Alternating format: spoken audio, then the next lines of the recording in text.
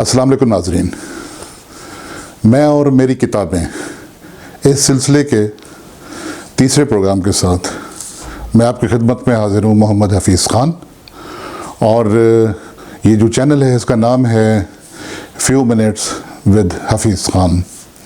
इस चैनल को अभी तक आपने अगर सब्सक्राइब नहीं किया तो इसे सब्सक्राइब करें और इसे शेयर भी ज़रूर करें।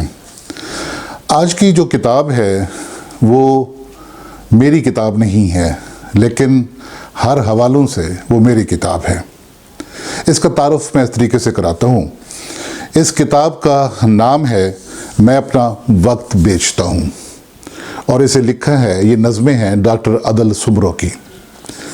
हुआ ये कि 20वीं सदी के निस्फ आखिर में हमारे सूबा सिंध में सिंधी ज़बान के दो शायरों का जन्म हुआ। दो बड़े शायर, नौजवान शायर, जिन्होंने शाह लतीफ़ का जो सिलसिला था वो दौरे हाजिर तक जोड़ा, और ये दो नाम थे अदल सुमरो और अयाज़ गुल। अदल सुमरो 1955 में पैदा हुए और उन्होंने पेशा अख्तियार किया मदरस का, और शाह लतीफ़ यूनिवर्सिटी को उन्होंने ज्वाइन किया, उसके सिंधी शोबे को उसके चेयरमैन रहे।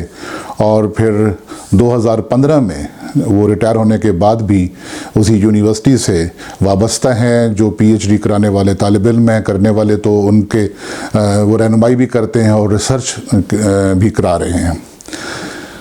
अदल सुमरो और अयाज़ गुल ये वो नाम हैं जिन्होंने सिंधी शायरी को आफाकियत का दर्जा दिया दौरे हाजिर में। इनकी नज़में एक आम आदमी की ज़ुबान पे भी मौजूद हैं और वो ख़ास की महफ़िलों में भी वो नज़में उसी तरीके से पढ़ी जाती हैं।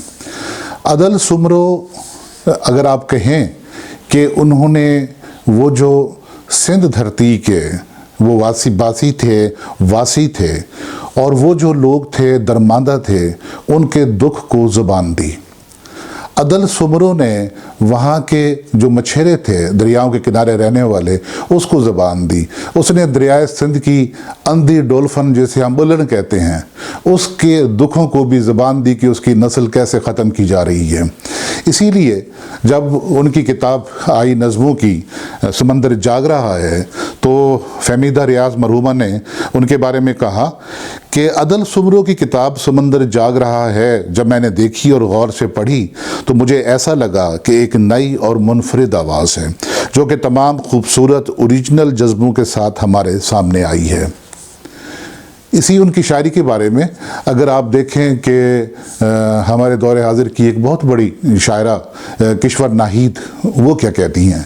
किश्वर नाहिद साहबा ने कहा कि पाब्लो नेरूदा ने लिखा था, तुम चाहे जितने फूल उजाड़ लो बहार को तो आना है। और हमारे अदब में बहार की नवीद कौन है? अदल सुमरो। इनके बारे में मज़ीद लिखा उन्होंने कि काली देवी के 12 हाथ होते हैं।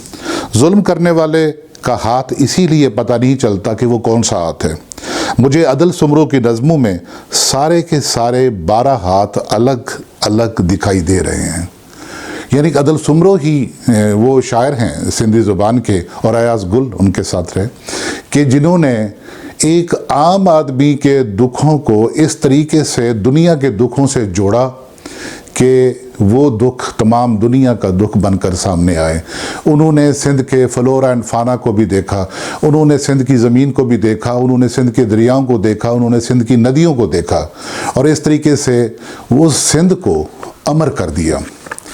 आप देखते हैं कि उनकी ये जो किताब है मैं अपना वक्त बेचता हूँ, ये नज़में, ये शाये हुई हैं दिसंबर 2019 में।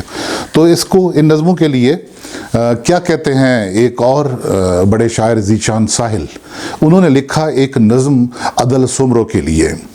7 बेला के करीब रहने वाले अदल सुमरो ने एक पहेली बूझ ली है।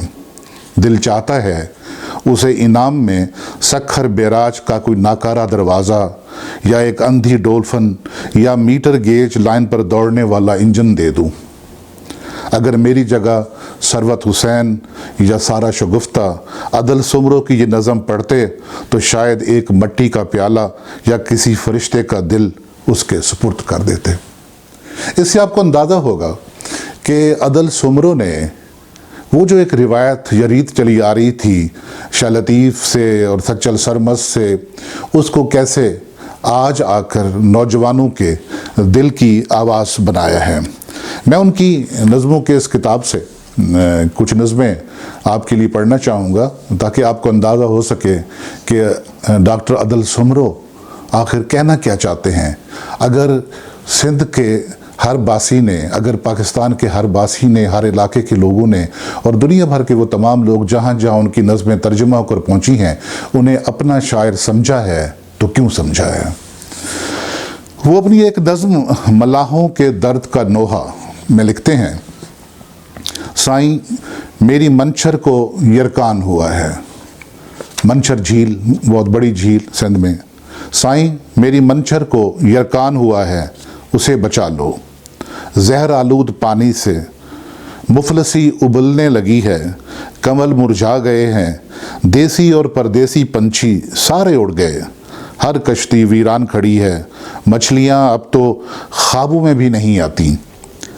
سورج کی دھوپ اور ستاروں کی چھاؤں میں ہم مچھیرے صرف دکھوں کے جال بنتے رہتے ہیں اور ہماری آنکھیں اب رنگوں اور موسموں کا فرق نہیں کر پاتی۔ آوازوں اور ہنگاموں کی اس دنیا میں ملاحوں کے درد کا نوحہ کون سنے گا؟ بچے سارے بھول گئے ہیں، ہو جمالو سائیں میری منچر کو یرکان ہوا ہے، اسے بچا لو۔ ان کی ایک اور نظم ہے، نظم بطور FIR۔ شاعر کی جو شاعری ہوتی ہے نا، یہ ہر زمانے کی FIR بھی ہوتی ہے کہ جس میں جو جرائم شاہوں سے سرزد ہوتے ہیں عوام کے خلاف، وہ سارے کے سارے جرائم کہیں کوئی شاعر کسی کونے میں بیٹھا ہوا وہ لکھ رہا ہوتا ہے اور وہ ایک متبادل تاریخ کا حصہ بن رہے ہوتے ہیں۔ ایک تاریخ وہ ہوتی ہے جسے ہم مین سٹریم ہسٹری کہتے ہیں، جو بادشاہ اپنے درباری مورخین سے لکھواتے ہیں، اور ایک شاعری وہ ہوتی ہے جو کہیں کسی کونے خدرے میں بیٹھا ہوا ایک شاعر، ایک فقیر من شاعر یا کوئی صوفی شاعر بیٹھا ہوا لکھ رہا ہوتا ہے، اور وہ ایک متبادل تاریخ ہوتی ہے جس سے عوام جڑے ہوتے ہیں۔ مین سٹریم تاریخ پہ کوئی اعتبار نہیں کرتا، اور وہ جو تاریخ متبادل طور پر لکھی جاتی ہے، وہ جو شاعری میں لکھی جاتی ہے، جو ڈراموں میں لکھی جاتی ہے، جو کہانیوں میں لکھی جاتی ہے، جو داستانوں میں لکھی جاتی ہے، وہ عوام سے جڑی ہوئی ہوتی ہے، اس پہ عوام یقین کرتے ہیں، اور اسی تاریخ نے زندہ رہنا ہوتا ہے۔ جو تاریخ بادشاہ لکھواتے ہوتے ہیں وہ اس تاریخ نے مر جانا ہوتا ہے، وہ تاریخ کبھی باقی نہیں رہتی۔ تو ہم دیکھتے ہیں ڈاکٹر عدل سمرو کی نظم بطور FIR۔ کوئی بھی نظم کسی وقت بھی آپ کے ذہن کا دروازہ کھٹکھٹا سکتی ہے۔ کاغذ پر ظاہر ہونے سے پہلے نظم نے کہاں پناہ لے رکھی تھی مجھے نہیں معلوم، لیکن پابندیوں کے سماج میں کسی جلا وطن آزاد نظم کو پناہ دینا بھی جرم ہے۔ جرائم کی اپنی ایک تاریخ ہے، اور سب سے زیادہ جرائم عدالتوں اور جنگوں میں ہوئے ہیں۔ جنگ میں تلواریں چمکتی ہیں، کتب خانے جلتے ہیں اور عورتیں برہنہ ہوتی ہیں۔ میں ایک تاریخی نظم لکھنا چاہتا ہوں۔ میں ان لاکھوں گمنام انسانوں کے بارے میں لکھنا چاہتا ہوں جو جنگ میں کسی کے بھی فریق نہیں تھے اور بے گناہ مارے گئے، جن کی فصلیں جلائی گئیں اور عورتیں مال غنیمت کی طرح بانٹی گئیں۔ ان جرائم میں ملوث تمام جرنیلوں اور سپہ سالاروں کے خلاف میں تاریخ کی عدالت میں اس نظم کے ذریعے مقدمہ درج کرانا چاہتا ہوں۔ میری یہ نظم تاریخ کے تھانے میں بطور FIR رکھ دی جائے۔ عدل سمرو اپنی ایک اور نظم، اس میں وہ یوں رقم تراز ہیں اور اپنے پڑھنے والوں سے، اپنے سامعین سے یوں مخاطب ہوتے ہیں، اور ان کی نظم کا عنوان ہے نیا ناچ۔ اس میں جو حوالہ ہے وہ میر علی مراد خان، جو سندھ کے ایک تالپور حکمران تھے اور وہ شکار کے حوالے سے مشہور تھے، ان کا حوالہ انہوں نے اس نظم میں لیا ہے، اور لوگوں کا دکھ دیکھیے، اس کا ایک حوالہ، اس کا ایک آسپیکٹ یہ بھی ہو سکتا ہے۔ وہ کہتے ہیں، میر علی مراد خان تم نے شیروں کی کھالوں سے بنا ہوا خیمہ انگریز افسر کو تحفے میں دیا تھا۔ آج تمہارے دیس میں ایک بھی شیر باقی نہیں رہا اور گیدڑ انگریزی دھن پر ناچتے ہوئے ہو جمالو گا رہے ہیں۔ عدل سمرو کو پڑھتے ہوئے ان کا جو قاری ہے ایک عجیب کیفیت میں چلا جاتا ہے۔ وہ کیفیت صرف محسوس کی جا سکتی ہے، بیان نہیں کی جا سکتی، لیکن پھر بھی ان کی ایک اور نظم کہ مائیں صرف رونے کے لیے ہوتی ہیں۔ درد کے گاؤں کی شامیں اداس ہوتی ہیں، راتیں خوف کا استعارہ ہیں، اور ان راتوں میں لوریاں سنانے والی مائیں اب نہیں رہیں۔ بچے رو رو کر خود ہی سو جاتے ہیں۔ سورج بوڑھا ہو گیا ہے، دیر سے پہنچتا ہے۔ بچوں پر دھوپ کا اثر نہیں ہوتا۔ تیز دھوپ میں کلاڑیوں کی پیاس بڑھ جاتی ہے اور قتل کے لیے ایک الزام ضروری ہے۔ سارے الزام اندھے ہوتے ہیں۔ مخالف کمزور ہو تو غیرت کا جذبہ بڑھ جاتا ہے۔ مائیں صرف رونے کے لیے ہوتی ہیں، لیکن قاری کی لاش پر رونے اور پھول رکھنے کی اجازت نہیں۔ سردار کا سر دار کے لیے ممنوع ہے۔ سردار اپنی دستار ہمیشہ اونچی رکھتا ہے، لیکن کسانوں کی پگڑیاں اسے پاؤں میں اچھی لگتی ہیں۔ قداور درختوں کے سر کاٹ دیے گئے ہیں۔ گاؤں میں چھاؤں مہنگی ہو گئی ہے۔ میرے بیٹے کو خط لکھو کہ جرگہ ہونے تک گاؤں نہ آئے۔ ان کی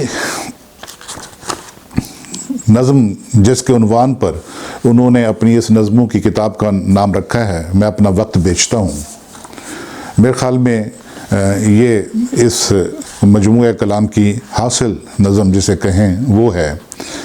میں اس کے جو چند مصرے ہیں وہ پڑھتا ہوں۔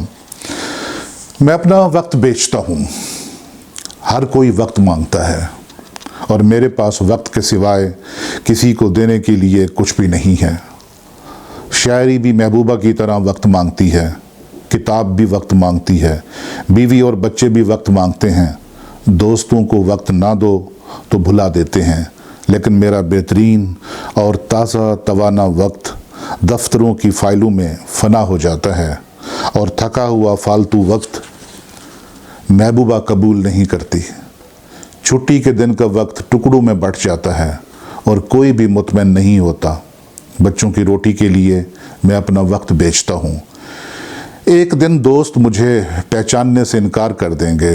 شاعری محبوبہ کے پاس رہ جائے گی اور کتابوں کو دیمک کھا جائے گی، جن کو ردی والا بھی نہیں خریدے گا۔ آج کے یہ جو میری نشست تھی آپ کے ساتھ، میں اور میری کتابیں، اس میں میں نے اپنے ایک پسندیدہ شاعر ڈاکٹر عدل سمرو کی کچھ نظمیں آپ تک پہنچائیں اور ان کی نئی کتاب کا آپ سے تعارف کروایا۔